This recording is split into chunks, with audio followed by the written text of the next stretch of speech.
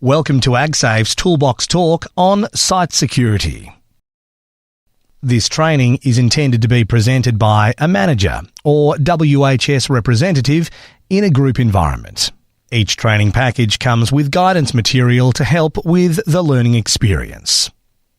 After watching this short video, your presenter will discuss how these security concepts can be applied in your premises. Together, your group can develop a security plan and checklist for use in your workplace. If you require assistance or any further information about AgSafe's training, please call 02 6206 6888 during office hours.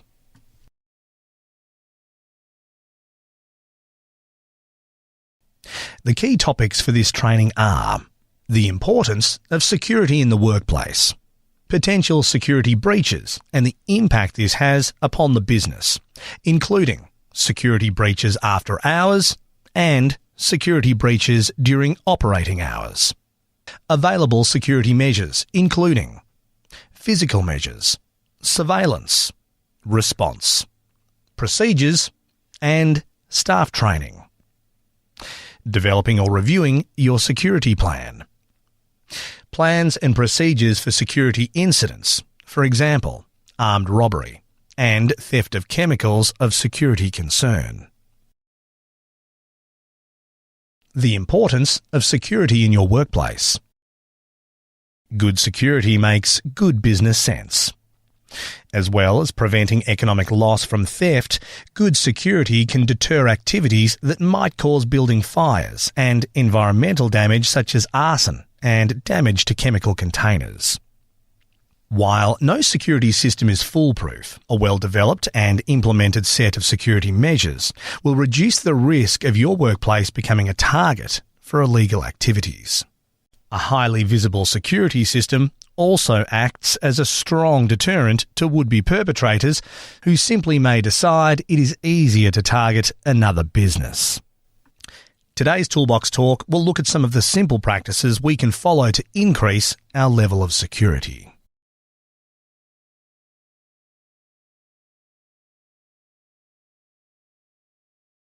After-hours security breaches normally involve some form of break and enter. The motivation of persons who illegally enter a premises will vary, and this will determine the impact on the business. A person who breaks in simply to steal things is less likely to cause damage than a graffiti artist or someone who is angry and wants to cause maximum disruption and willful damage. Another consideration to the motivation of a perpetrator is that they may be trying to access chemicals of security concern for use in an attack. Regardless of their motivation, someone who illegally enters a premises will sometimes resort to arson as a means of covering their tracks. The most common breach of security during open hours is shoplifting. Depending upon the individual premises and type of business, this type of theft can have a substantial economic impact. The likelihood of an armed robbery in an AgVet premises would be considered low, but the consequences may be very severe. Even if not physically hurt, staff who become victims to armed robbery can be traumatised and suffer long-term and debilitating psychological harm.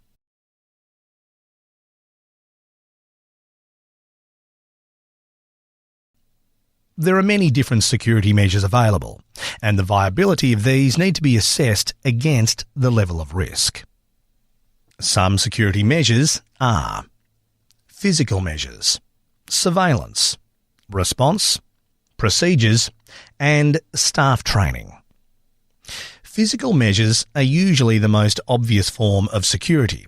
They include locks and grills on doors and windows, fencing and gates, and lockable safes and cabinets. Highly visible physical measures also act as a deterrent. Surveillance measures include alarms and CCTV. While alarms do not physically prevent a security breach, they will often decrease the level of theft or damage by reducing the time offenders spend in the building. CCTV acts as a strong deterrent and increases the likelihood of offenders being identified and arrested. Highly visible cameras are a strong deterrent against shoplifting. Response times to an alarm or a recorded breach impacts on the level of loss or damage that occurs. Back-to-base alarm systems allow for police or security guards to more quickly attend to premises and disturb or apprehend perpetrators. Highly visible monitors for CCTV indicate that shoplifters will be quickly observed and caught. Finally, all staff should be trained in the security procedures and measures adopted and ensure that the security plans are followed. Staff should be observant and avoid leaving customers and visitors unattended in areas of security risk. All staff should know and understand cash handling procedures.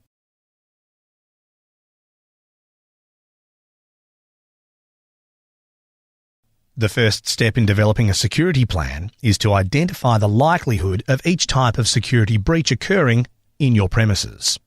To correctly focus your attention on the key risks, you should also consider the impacts on the business, the staff and others if a security breach occurs.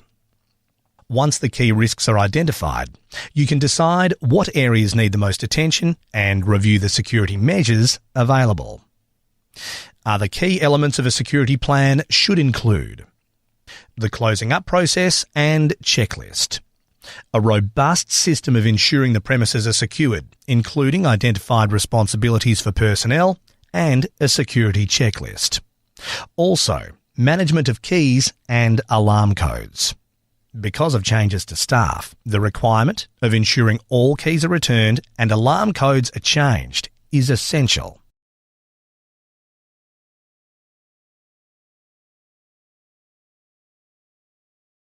Armed robbery. While the risk of an armed robbery may seem low, you should consider how this incident would be managed. This should include training on staff responses.